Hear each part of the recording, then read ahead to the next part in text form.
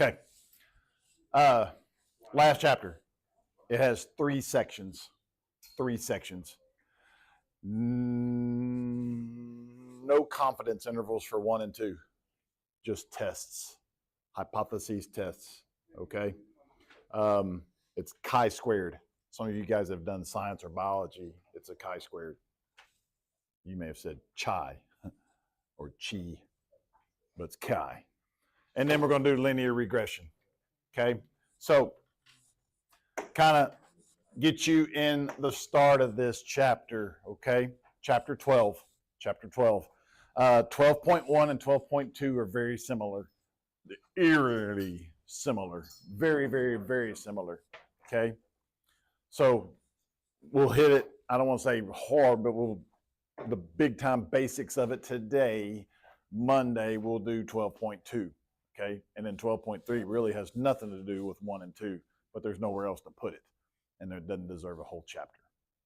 So we're going to be looking at chi-squared tests in 12.1 and 12.2. 12.1 and 12.2 chi-squared. And today is going to be called a goodness of fit.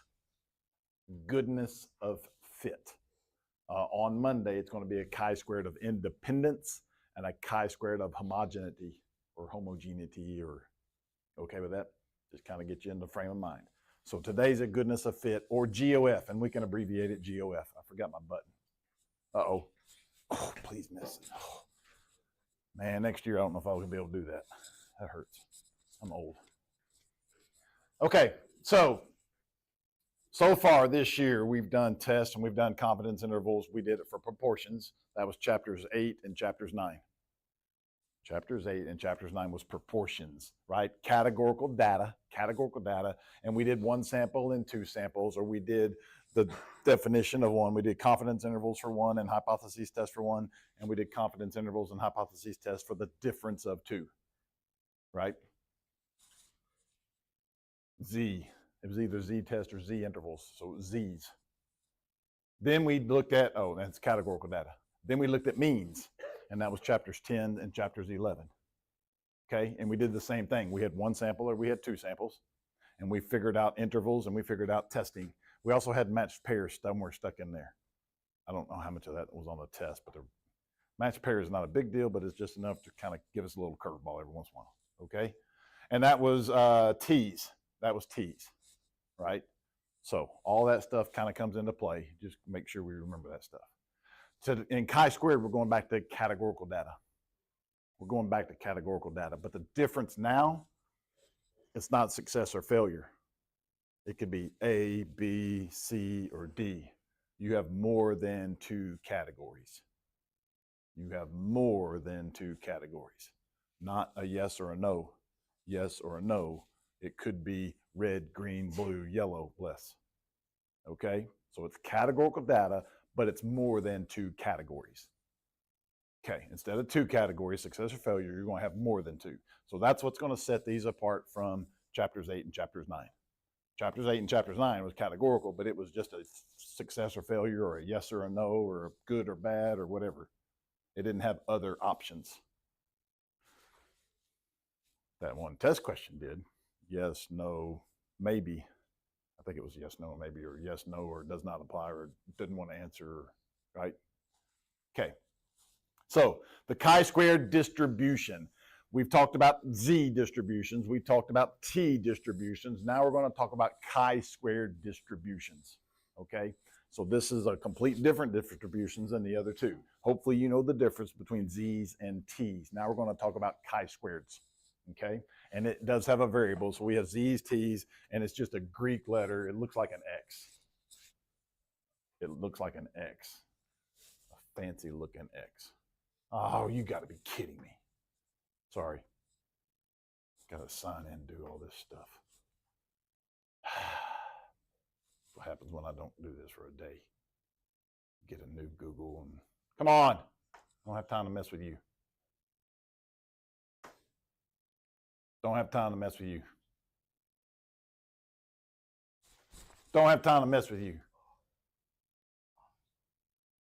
so impatient. Continue. Allow.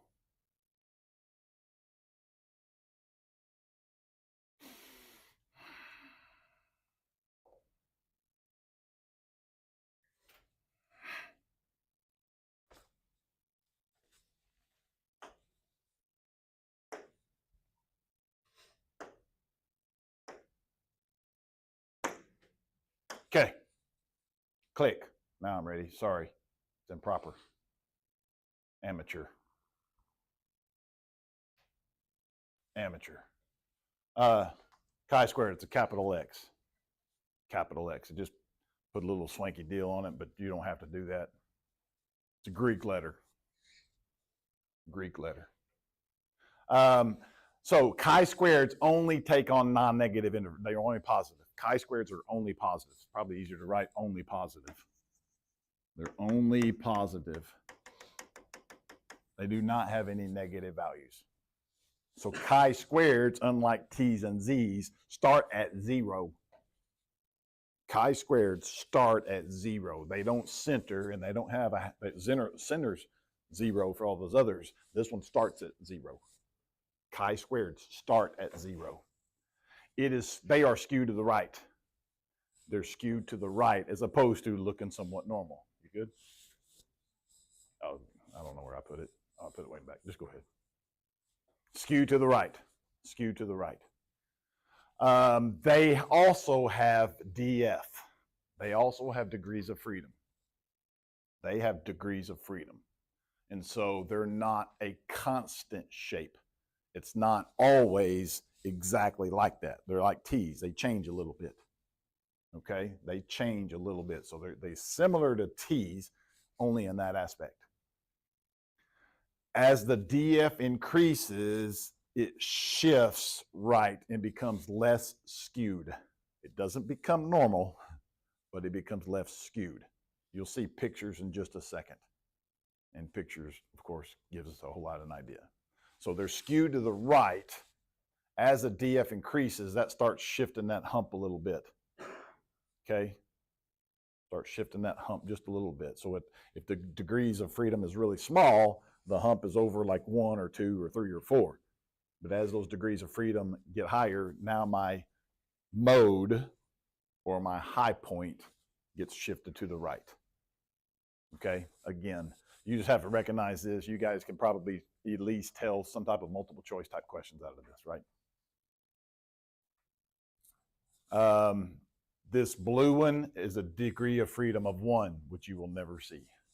You'll never see a degree of freedom of 1. The red one has a degree of freedom of 4, and this whatever color here has a degree of freedom of 8. And so you can definitely see we're still skewed to the right, but when I get from 4 to 8, that shifted it this way, it lowered it, and it put a whole lot more area in the tail.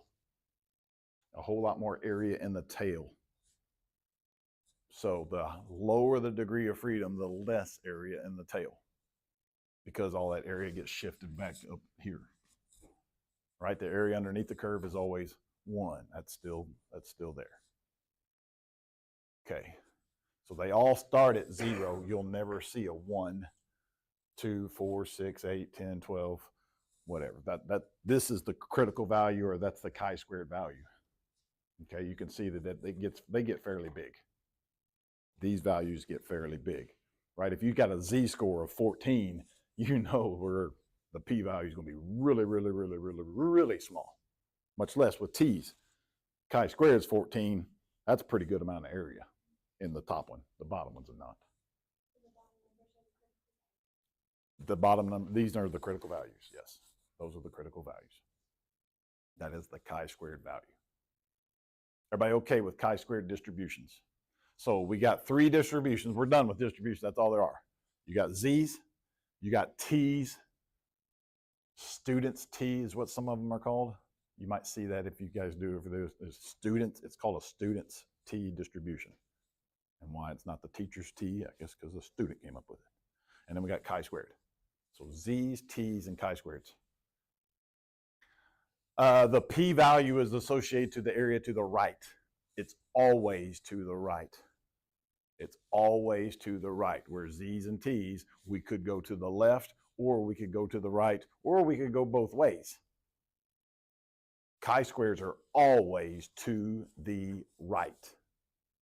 Chi-squareds are always to the right.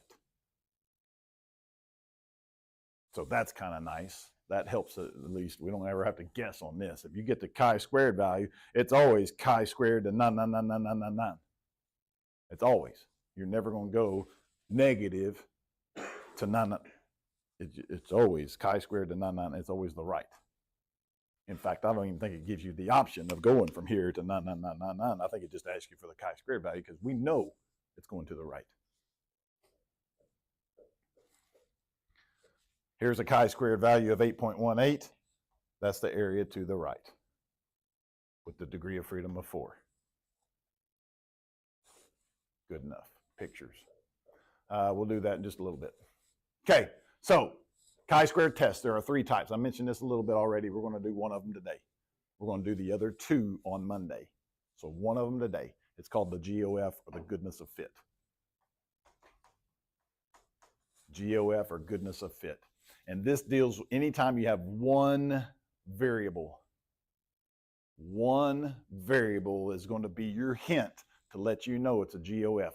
The absolute hardest, these are not hard. I was teasing a little bit when I said they're hard. They're not really hard. The hardest thing about them is to decide on which one it is. Is it the GOF, is it the independence, or is it the homogeneity? And I got a lot of tricks to help you out. But the biggest trick for the GOF is it's univariate.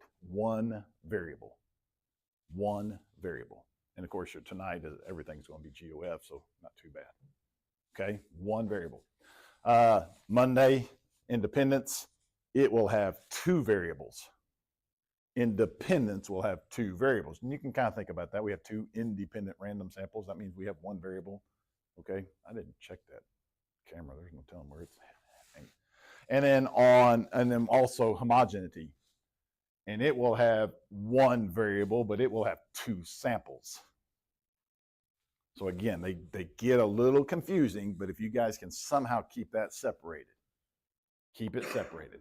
GOF is univariate, 1 variable, 1 variable. The color of M&Ms, that's just one of the biggest ones. The color of cars, 1 variable. The type of tree, 1 variable. Independence will be 2 variables. 2 variables. Height and weight. Well, that would be bad because that's numerical. Sorry, bad. College degree, type of job. Make and model. Those aren't independent.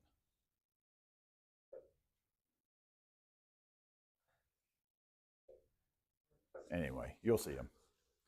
And the homogeneity, there's Miss Dial. Sorry, I wasn't supposed to say that on camera. Sorry, there's my other student. I'm not supposed to record you guys. 1 variable, but it has 2 different samples. Again, this is Monday. I'm not too concerned with that, but just kind of get your head wrapped around that right now. Goodness of fit today. 1 variable.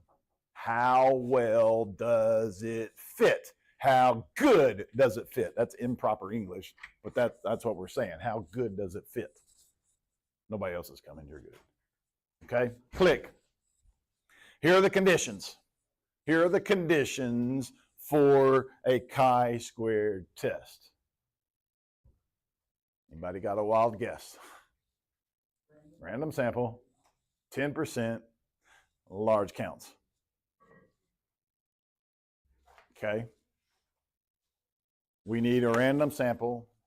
Our sample needs to be less than 10% of the population. You guys are doing a lot better about that than just saying 10% check or trying 10% is great. I know it gets confusing. Oh, I forgot what. Our sample needs to be less than 10% of the population, unless it's an experiment. I don't think these will be experiments. Most all of these are observational studies. I haven't seen very many experiments with chi-squareds. And in large counts, and this is where it's going to change, how we prove the large counts. It changes from z's, it changes from t's, and it's going to change from chi-squareds. Z's, it's n times p, or it's n times p hat, or it's n times p hat sub c, depends on which one we're doing. Means n needs to be greater than 30. We're pretty lucky on that one. N needs to be greater than 30. This one's different, okay? So, in this one, you need to know that all experiments expected counts have to be at least 5. All expected counts have to be at least 5. Doesn't mean much to you right now, but how many we expect to see? We expect to see 16 green M&Ms. I expect to see 7 white cars. It's how many you expect to see needs to be at least 5. And you got to list them.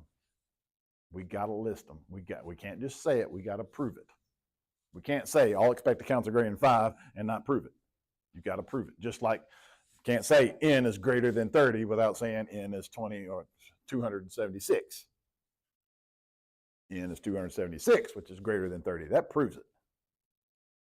Can't say n is greater than 30. You can't say n times p is greater than 10. You got to show n times p. Well, here you can't say all expected counts greater than 5. You got to show the expected counts. Okay? Everybody okay with the conditions? Random, 10%, large counts. This just changes. It changes. At some point, I'm going to ask you, give me the conditions for this, or give me the conditions for this. Give me the conditions for whatever we're doing. Matched pairs. Give me. We got a bunch of different types of tests now. I think we're up to 10 or 11 or 12. That's why the method's important to say what you're doing. Okay, everybody good? Clicky click.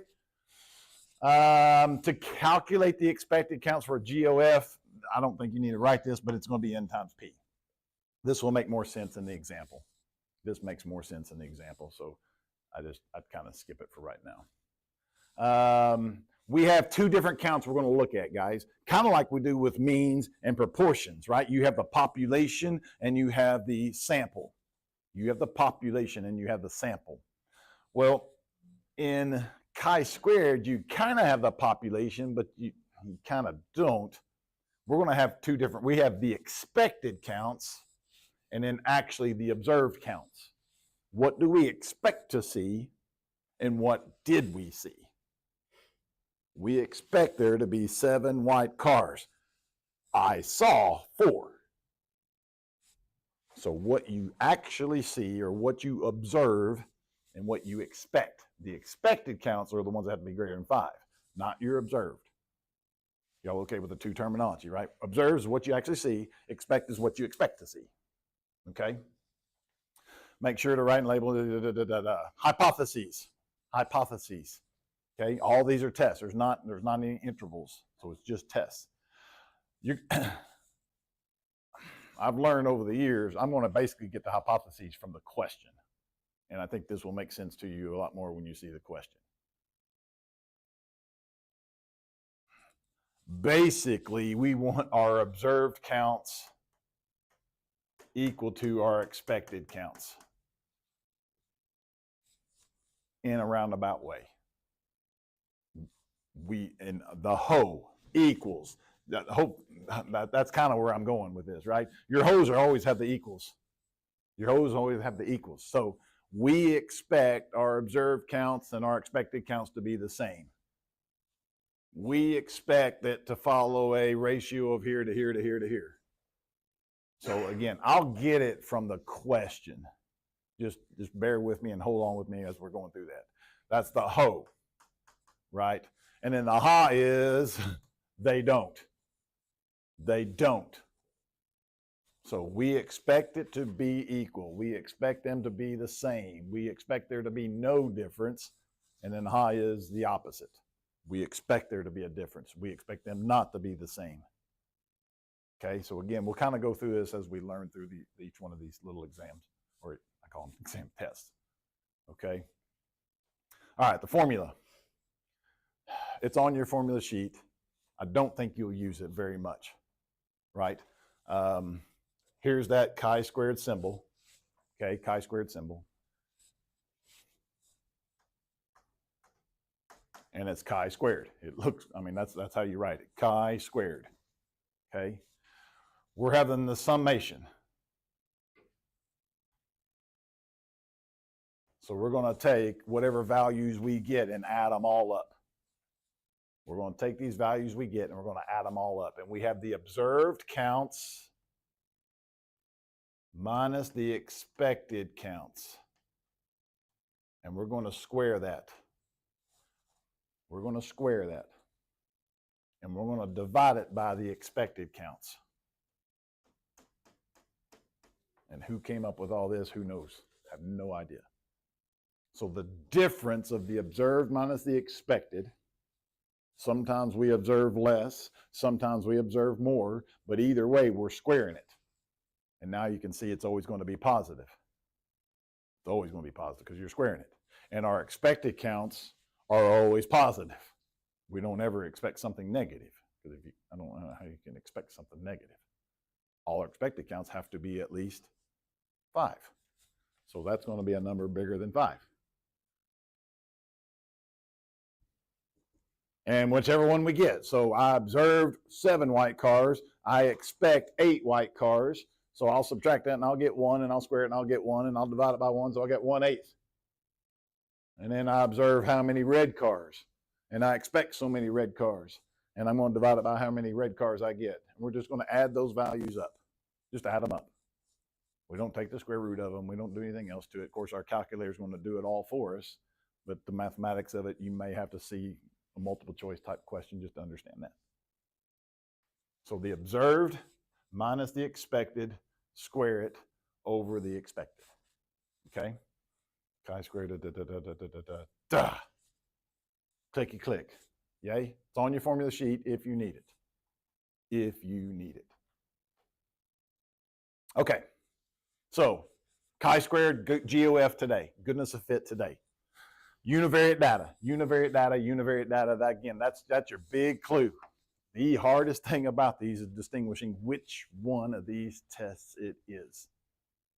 So if you see one variable and one sample, you know it's a GOF. One variable, one sample. And we basically want to see how good does it fit. I know that sounds horrible, but that's goodness of fit. They don't call it a wellness of fit. So how good does it fit? We know it's not going to fit exactly, but does it fit enough? Is it something we expect to see or something we don't expect to see? We want to see how our observed counts fit with our expected counts. How our observed counts fit with our expected. How well does what we see fit with what we expect? We know some of them are going to be a little bit different. They all might be a little bit different. They all might be big difference. I don't know. Is it something we expect to see or something we don't expect to see? If we don't expect to see it, we're going to reject the null. If we expect to see it, we're not going to reject the null. All that stuff still comes into play. Good enough with those two things. The hoe, again, this is going to be in the context of the question, but the observed counts will equal what we expect. What we see will fit exactly, or not exactly, but will fit with what we expect.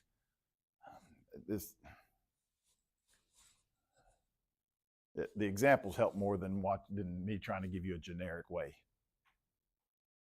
And then high is they don't. They don't fit. At least 2 don't fit.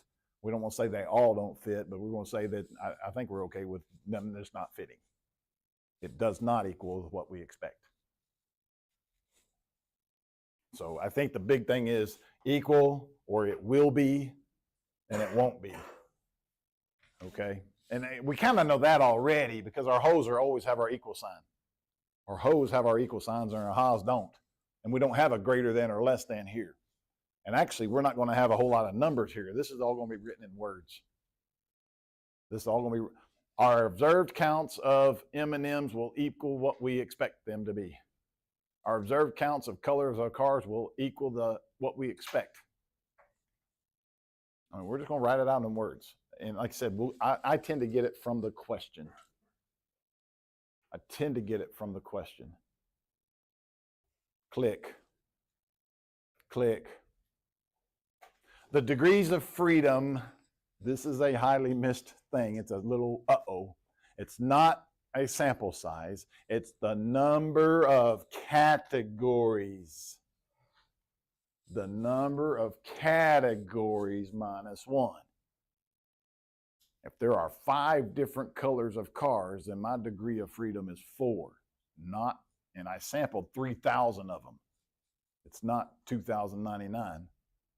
It's just 4. It's the number of categories minus 1. That gets a student sometimes. They want to try to do n minus 1. It's not n minus 1. Categories minus 1. Categories minus 1. Okay. First time I ever taught this course, they said you can teach this entire course with a thing of M&Ms. How do you random sample? Consumer Affairs, Mars, says the distribution of M&M's milk chocolate candies distribution in New Jersey. It says that the brown M&Ms are 12.5%. It says that the red M&Ms are 12.5%. It says that the yellow are 12.5%. It says that the green is 12.5%. And it says the orange is 25%. And it says the blue is 25%. So that's all the colors. Good enough for that? I'm going to assume that that adds up to 100% because those are the only colors there are. Y'all okay? Good? They're going to tell you this information. You don't have to find out this information. They're going to tell you what you expect to see. This is what I expect to see. Now recognize this, guys. This is the percentage I expect to see, not the counts. Right? We want our expected counts to be 5. These aren't counts. These are percentages. I can't get the counts until I know what? My sample size. If I have a sample of size 100, then I expect to see 12.5 here, 12.5 here, 12.5 here, 12.5 here, and 25 here, and 25 here. Those are what I expect to see. Okay? You'll kind of follow. Good? Click. We wondered if the distribution of the color of candies is what they claim. Well, I wonder that. Every time I look at M&Ms, I see a whole bunch more brown than I do anything else. I don't think the browns are equally between these, and I sure don't think blue is the most. But that's what they said. I don't think they're telling the truth. So I'm going to do a test. I'm going to do a test. And I got 60 of these nice little M&Ms. I got 60 of those bad boys. And out of those 60, 12 of them were brown, 3 of them were red, 7 were yellow, 9 were green, 9 were orange, and 20 were blue. It looks like they're not telling the truth. Kind of looks like it. I mean, the orange and blue should be about the same, and they're not. And brown should be about the same as all these, and they're not. It doesn't look like it. It's not looking good. Not looking good. Now, I don't know if this is statistically significant or not. Okay, so first, let me talk about these things, right? These are what? My observed counts. That's actually what I saw. These are my observed counts. Those are my observed counts. They're going to give you those. They're going to give you the observed counts. They can't say, I don't know how they can not give them to you. I mean, they got to give you these so you know what you actually did see. Now, they won't give you the expected counts, but they'll give you the expected ratios or proportions. We know that the brown's supposed to be 12.5 and 12.5 and 12.5 and 12.5 and 25 and 25, so I need to find my expected counts. These are my observed counts, and I know that there's 60 of these bad boys. So what I got to do is take each one of these and multiply it by 60.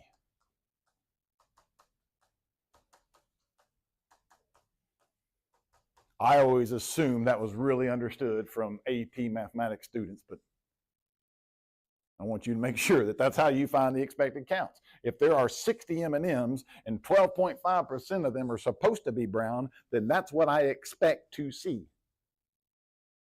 I expect to see 12. So I really only have to do this a couple times because I expect these to be the same, and then I expect that to be 25% of the 60. What if you sampled 100? Well, then I expect different numbers. So yes, your sample size has something to do with it, but you need your sample size in order to figure out what your expected counts are going to be. Remember, guys, it's counts. You count them. It's not percentages. I'm not testing anything else. I have to test counts. I have to test the observed counts with the expected counts.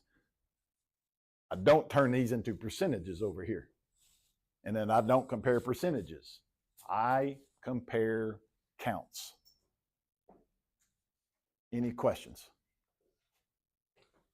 Click. Brown. I expect 7.5. Yes, you can expect a decimal. I can't expect 7.5. Well, if I did 120 of them, and I can expect 75 of them. So this is over the long run. You need to put the 7.5. And I'll put the 7.5, and I'll put the 7.5, and then I'll put the other 7.5, and I'll put the 15, and I'll put the 15, and those are my expected counts. Any questions about that? I have to list these because that is a condition. All expected counts are greater than 5. And so you have to list them. You have to list them. And you could do it, yeah, you could shorten it up. Red, yellow, brown, green are 7.5. Orange and blue are 15. All are greater than 5. We're good.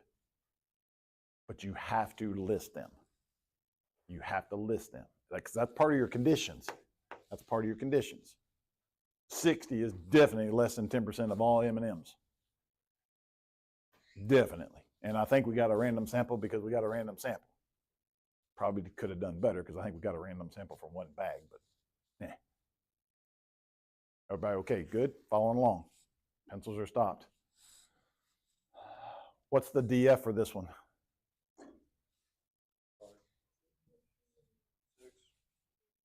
6. 5. 5. Number of categories minus 1. And I hope you guys can easily see how some student might put 59, right? There might be a student that would put 59 as your degrees of freedom, and it's not. N was 60, but that's not your categories. There are 6 categories, and so that's going to drop it to your DF of 5. So just that little trick right there, and I get it. You guys are learning a lot of information here in a whopping month and a half that I've given you. Number of categories minus 1. Click. Conditions, right? We have a random sample of 60 M&Ms. 60 is definitely less than 10% of all M&Ms. And then all the expected counts are greater than 5, and you got to list them. You do not have to necessarily show this mathematics, right? Just like you didn't show N times P. You didn't show me N. I don't know how you show me N is 30, whatever. But you have to have these numbers. You got to have those numbers to prove that they're at least 5. You can't say it just like you couldn't say the graph is shows no skewness or outlier. You couldn't just say that. You had to show the graph. You have to show this. Prove that you did it. If my sample was 480, I probably don't even need to prove it, but we're going to. My sample is so large, I guarantee it, all of my expected counts are at least 5. Well, by then, you could have just written down the numbers. Any questions about that? 3 conditions. We've got the 3 conditions down. It's just the large counts changes on your test. Whichever test we're doing, it changes. Okay? Your hypotheses for this particular one. This is big time words, right? Again, this is one of those 28 different kids and 28 different ways to write this. It doesn't have to be exact. The distribution of the color of a large bag of M&Ms, milk chocolate candies, is the same as the claimed distribution.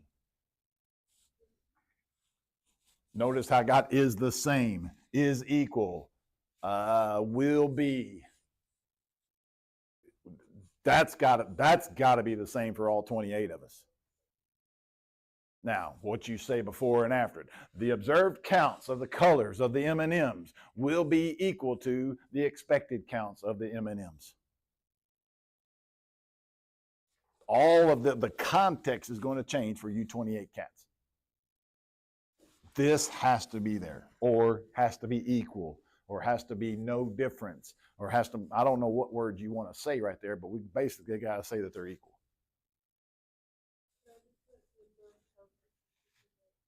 That's not context. You're fair enough? Great question. I'm glad you asked that. It's got to be in context. Got to be in context. And you can say the observed counts equals the expected counts, and then go over here to the side and say the observed counts are the number of M&Ms in the different categories and the expected. But by then, you might as well just did it the first time. Y'all okay with all that? You can use symbols if you want, but you got to define those symbols. So you might as well just define it the first time. And then the ha is they're not the same. And that one's okay to be shortened up. You can abbreviate that one. You can, because it's going to be all the same information, right? You don't have to write every single thing down. You can almost get by with they will not be, because we've already written it one time. So the big part is not equal to, not the same, different. They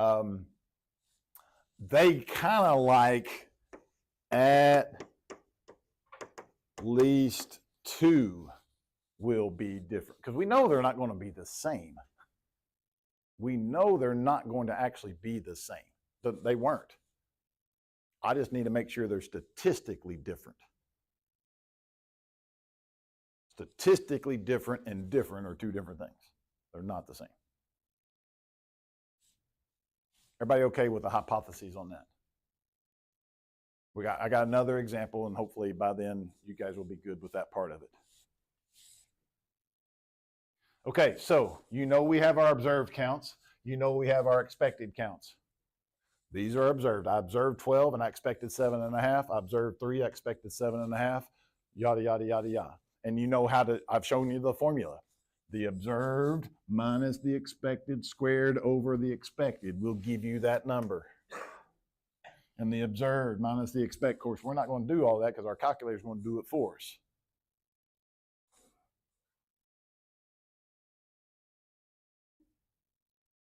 Happy Friday. We need help today. Need help every day. Everybody okay? Good? Again, just kind of wrap your head around all this stuff. You got observed counts, you got expected counts. That's what you got to have. All these better be 5. All those better be 5. If they're not 5, they're not. You don't have a large enough. It's not large enough. It doesn't fit the large counts. Doesn't fit the large counts. What if it doesn't? You better go get more people. You better go get another sample. I can't go on.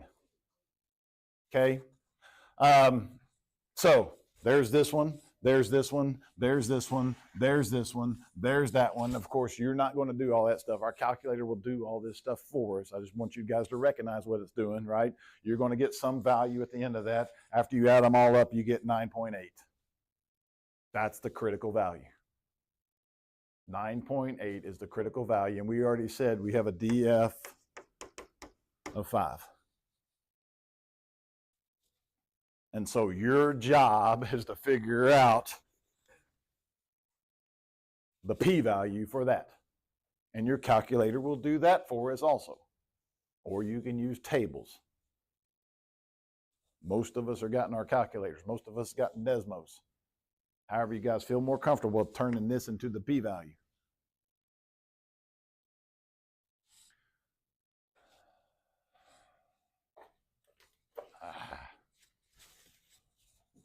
I need to just show it. Heck with this. Click, clear, clear, boom. Yay. What was it, 9.8? It's a chi-squared distribution. Second distra. Normal PDF will never use. Normal CDF is Z's. Inverse norm is Z's. T TPDF, never use. TCDF, chi-squared PDF, don't ever use.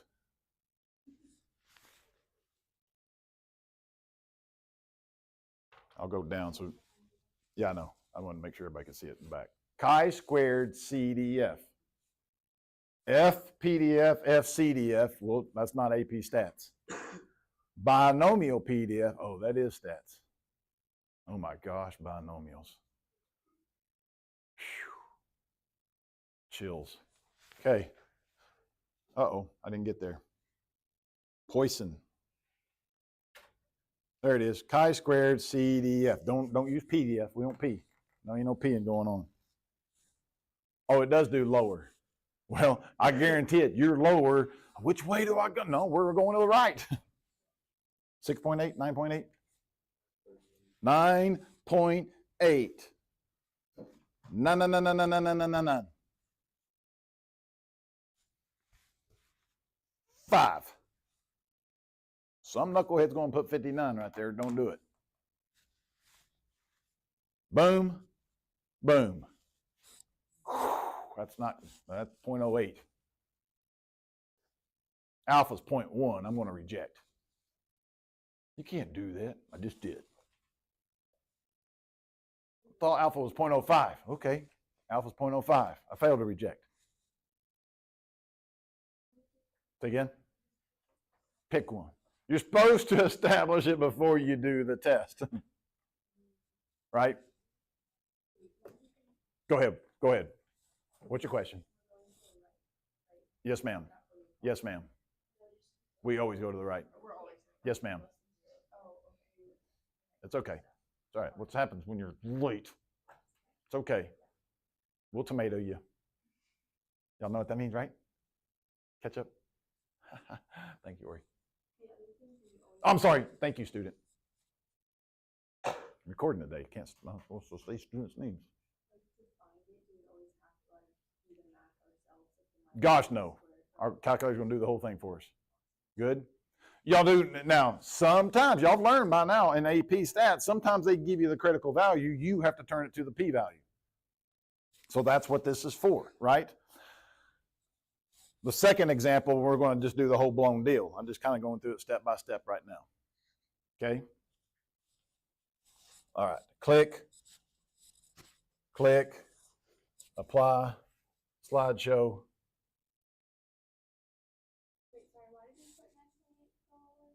Because that's what that's what it was. Oh, that's okay. That's a pretty good question. If you didn't know, pretty good question. Where'd you get that at? Well, just made it up. Click, click. Here it is right here with the nice, no, wait, we put 99999 and you put 10,000. I don't care. Don't put 9. Put something pretty big. If you insist on using a table, then you got to find your DF of 5, and you got to go across until you can find 6.8, which you won't find 6.8. So 6.8 is between, oh no, it's 9.8, I'm sorry, 9.8. 9.8 is between 9.2 and 11.2, so your p-value is between 0.0 and 0.05. I don't like any of that stuff. Some of you want to know what the p-value is. You don't want to guess. But if you have to, it's between those two. That was that one stupid question on your homework that I didn't care if you got between those two or not, as long as you got that number down here.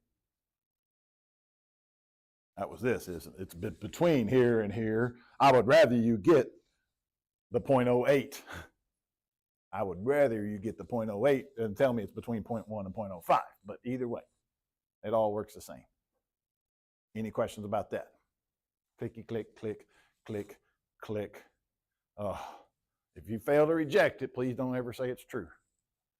Okay, here's an example. Y'all good? Look at this example. I got Carrie. She made a 6-sided die. So she's down there in that ceramics class, right? Made a 6-sided die. Rolled it 90 times. to see if each side was equally likely to come up. That's what we would like. We would like it for it to be equally likely. If it's not equally likely, we want to take that dice to that big old city out west. The table summarizes the outcome of her 90 rolls. So here's her 90 rolls. I got a 12, I got a 28. That doesn't look good. I got a 12, I got a 13, I got a 10, and I got a 15. It doesn't look good. I mean, if I got this die, I'm starting to bet too. There's my 90 rolls. These are what? My observed counts, expected counts. Those are my observed. What do I expect? 1/6 of 90. I'm assuming it's equally rolled. So I expect 1/6 of 90, 1/6 of 90, 1/6 of 90 for each one of those. Sometimes you have to read into it to know what you're going to expect. Sometimes you have to read into it to know what they're going to expect. These are equally likely. The M&Ms were not equally likely. The first 4 colors were, the other 2 colors were, but they were not all equally likely. Click. State the hypotheses. Each number will show up equal number of times. The percentage of the die is whatever 1/6. Don't say 1/6 of 90 because that's, you don't want to refer to this sample. Go with me? Don't refer to that 90. The die is equally weighted. What'd they put? The sides of Carrie's die are equally likely to show up. The sides of Carrie's die are not equally likely to show up. Any questions about what you might put differently? I told you there's 28 different ways to write that, and every one of y'all could be right. Just make sure it doesn't refer to the sample. We expect the die to be this number, this number, this number, this number. That's wrong. You can't say that because that refers to the sample. So we just expect them equally likely to show up, and then they won't be. Y'all okay with that? That's the hose and the haws. And it's nice, and this hurts us a little bit because when we go back to P's and mu's and all that stuff, we forget to define them. You have to define them when you use variables. If I didn't use any variables, I don't have to define anything. What if I don't use variables? Okay, don't use variables and you don't have to define them. But it's a whole lot easier to use the variables and just define them once than write it twice. Click. Calculate the expected counts. All expected counts. I need a pencil. I don't have to calculate each one of them because they're all going to be the same. All expected counts will be 90 divided by 6. 1/6 of 90. I don't have a calculator with me. 15. Comes out nice. All expected counts, or each one of the sides will be 15. Or a 1 is equal to 15. A 2 is equal to 15, but I don't want to write that 6 times. Each of the sides will show up 1/6 of the time. All expected counts are 15. You don't need to write all that stuff. We just need to figure it. We need to get that 15 somehow. Because all expected counts better be greater than 5. Yay? Last example. We're doing good. In his book, Outliers. Anybody ever read that book? It's a great book. If you're interested in stats, that's a good book. I thought some of the English teachers made you read that at some point. Okay. Anyway, he's a big-time mathematical nerd. It's great. Suggests that hockey player's birth month has a big influence on his chance to make the highest level of the game. This is in the book. Specifically because January 1 is the cutoff date for youth leagues. In Canada, where many national hockey players come from, players born in January are competing against players basically 12 months younger because they're all the same age, even though they're not. 12 U's, you soccer play, 12 U's, 13 U's. The older players tend to be bigger, stronger, more coordinated. Hence, they get more playing time. more coaching, and have a better chance to be successful. To see if the birth rate is related, judge where, I covered all that up. We got 80 players. We recorded 1 2-way table summarizes the data on these 80 players. Do these data provide convincing evidence that the birthdays of the NHL players do not uniformly distribute across the 4 players of the year? I apologize for you guys at the back. I know y'all can't read that. That's where I'm getting my ho and my ha from. Do these data provide convincing evidence that the birthdays of NHL players are not uniformly distributed? Well, I'm not putting that for my ho. I'm going to put that they are uniformly distributed in the ho, and then the ha is they are not. Y'all kind of okay with that? I don't want to put that as my ho because I have to assume that they are equal. I have to assume that it will be what I expect.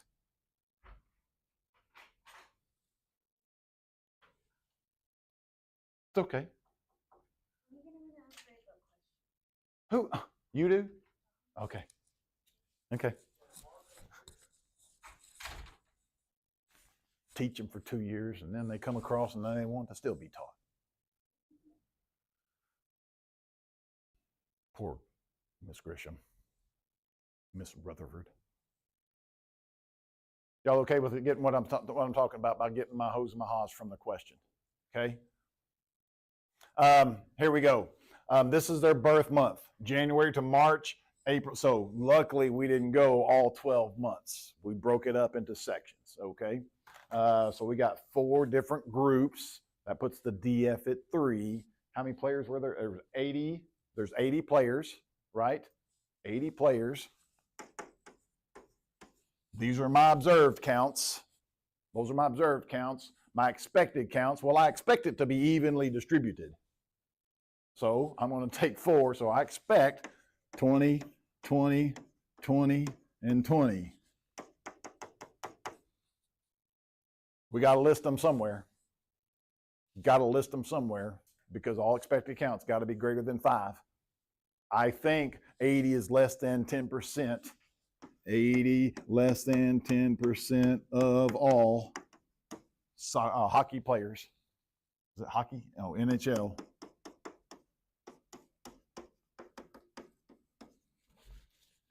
$80 is SRS of hockey players. 1, 2, 3. Beautiful. Conditions. Any questions about those 3 conditions? I mean, we got to get this down. This is new. This is not. Okay. All right. What else we got? Oh, those are the conditions right there. There's non-hieroglyphics. Click. Hypotheses. Look at their hypotheses. Hopefully you got something close to this. The birthdays of all NHL players are uniformly distributed across the 4 quarters of the year. Whatever. The birthdays are not uniformly distributed. There's where they're going to tell me alpha's 0.05. If they didn't tell us that, we'll just make it up. We've got to put it in there somewhere. Good. Okay, now, here's where they're going to do their work. You're not going to do the work. You're going to use your calculator. So let me show you this part on the calculator. Okay, this is how you're going to do your calculator for this. You got to get the data in there. So stat edit. Stat edit. And I don't care. Let me clear. It's easier to hit second plus. Clear all lists. Second plus 4. Second plus 4. Now stat edit. Okay. I don't care. One of the rows or one of the columns needs to be observed counts. Another one needs to be expected. I always put my observed in L1 and I put my expected in L2, but it doesn't matter. Give me those numbers, please. Somebody got them? 32. 20. 1, 6. 12. That was it, right? And then I got to put 20, 20, 20, 20. I don't know any other shortcut than you got to put it in 20 times. Everybody okay? Click. Remember that data is there forever and ever and ever, ever. Stat tests. Z, T, 2, T, pa, T, 1, 2, P's. Prop. Golf. Golf. Chi-squared golf. If somebody has an old 83, it doesn't have chi-squared golf. Enter. Observed, L1. Expected, L2. DF, 3. You got to put it in there. It doesn't know. It doesn't know. I don't know why 3's in there, just pure luck. Calculate. There's the chi-squared value. There's the p value. There's the degrees of freedom. Okay? Now this bottom, 7.2, that's observed minus expected squared over expected. Observed minus, that was 20, right? 20 minus 20 squared over 20 is 0. Observed minus expected squared. So if I add those 4 numbers up, I will get 11.2. I don't think you'll need them, but they're there. Those are they're called contributions. Contributions. Those are what's contributing to the chi-squared value. Which one contributes the most? First month. Ooh, wait a second. Look, what did he claim? The older group have an advantage. It looks like more of them are coming from that first group, and they have the biggest influence on that 11.2.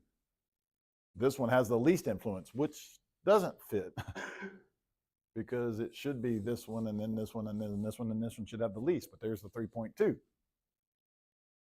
This came into effect of him saying that there were some people lying about their age and say that they were born in January. Click. Yep, good. Click, click, click. Click, click, click. Oh, sorry, I hit the wrong one. Click. Apply.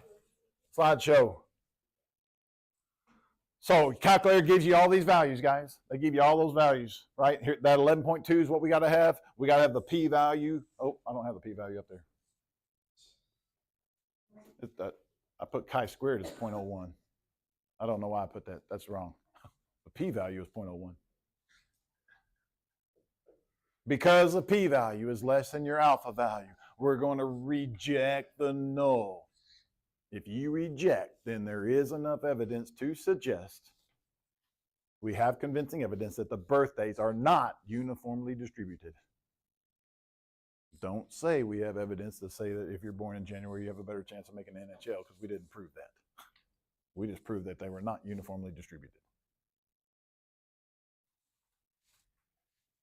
Yes, no, maybe?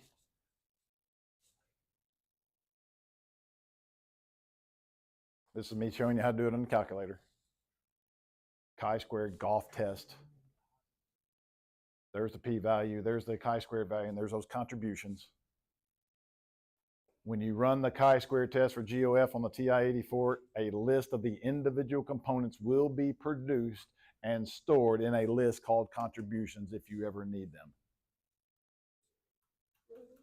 I don't think so. Sometimes they'll ask which one has the biggest effect, but I don't think you need that to tell you. You'll see the biggest difference. You hear what her question was, will we ever need that? I do think that they'll ask you which one has the biggest contributions, but I don't think you need the calculator to tell you that. You can just look to see what you're expecting, and the biggest difference has the biggest contribution. You can use your calculator to carry out the mechanics of a we know all this stuff. There is a risk involved. If you just give the calculator answer with no work, there's no work to really. You name the test by name or formula. If you want to put chi-squared equals observed minus expected over expected, you can. You don't have to put all those steps. I used to make my students put those steps. We recommended writing the first few terms of the chi-squared calculations followed by ... This approach might be helpful to earn you partial credit if you enter a number incorrectly. What they're looking out for is if you put something wrong in your calculator, you're going to get the wrong chi-squared and you're going to get the wrong p. And if you don't have any of the data, we can't tell where you put wrong in. But I think you're okay. But you need to put the degrees of freedom. Make sure you do that. All right. I hope you can do the hoes and the ha's. I hope you can compute the expected counts. Okay? Expected counts. State and check the randomness, the 10%, and the large counts. Of course, you need the expected in order to do the large counts. That's why they want you to know how to do the expected. Calculate the DF. Whoa, please ask me questions on that. The p-value, I think I can do that too. For a chi-squared test, perform the chi-squared test. And then conduct a follow-up analysis when the results of a chi-squared test are statistically significant. You're going to redo. You can still have errors. You can still have type 1, type 2. Anytime you do a test, you can have a chance for an error. Yay, good, happy, happy, joy, joy, beautiful. Man, 2